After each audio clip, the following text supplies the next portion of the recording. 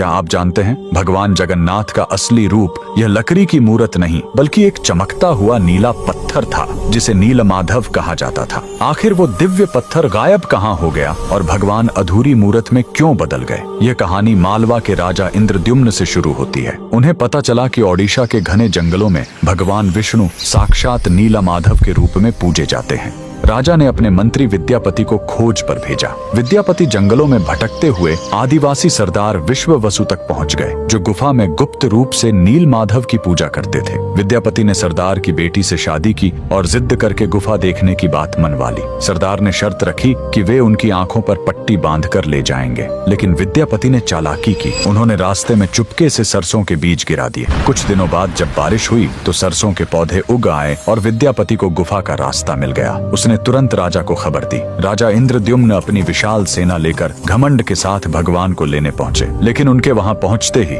नीलमाधव की मूर्ति हमेशा के लिए गायब हो गई। भगवान अपने भक्त विश्ववसु के साथ हुए धोखे और राजा के घमंड से नाराज थे। राजा ने रोकर माफी मांगी और अन्न जल त्याग दिया। तब आकाशवाणी हुई, मैं अब उस पत्थर के रूप में नहीं मिलूंगा, अब मैं समुद्र तट पर एक लकड़ी के लट्ठे के रूप में आऊंगा। कुछ समय बाद पुरी के समुद्र तट पर एक विशाल अद्भुत लकड़ी का लट्ठा तैरता हुआ आया। राजा समझ गए कि यही भगवान का नया रूप है। उन्होंने तुरंत आदेश दिया कि इस पवित्र लकड़ी से भगवान की मूर्ति बनाई जाए, लेकिन समस्या यह हुई कि वह कोई साधारण लकड़ी नहीं थी। जैसे ही राज्य के बड़े बड़े कारीगर उस पर छेनी हथौड़ा चलाते, उनके औजार ही टूटकर बिखर जाते। उस दिव्य लकड़ी पर खरोंच तक नहीं आ रही थी। तब स्वयं भगवान विश्वकर्मा एक बूढ़े शिल्पकार के रूप में आए। उन्होंने कहा, मैं इससे मूर्ति बनाऊंगा, लेकिन मेरी एक शर्त है, 21 दिनों तक कमरा बंद रहेगा। अगर बीच में दरवाजा खुला तो मैं काम छोड़कर चला जाऊंगा। राजा मान गए। 15 दिनों तक अंदर से छेनी चलने की आवाज आती रही,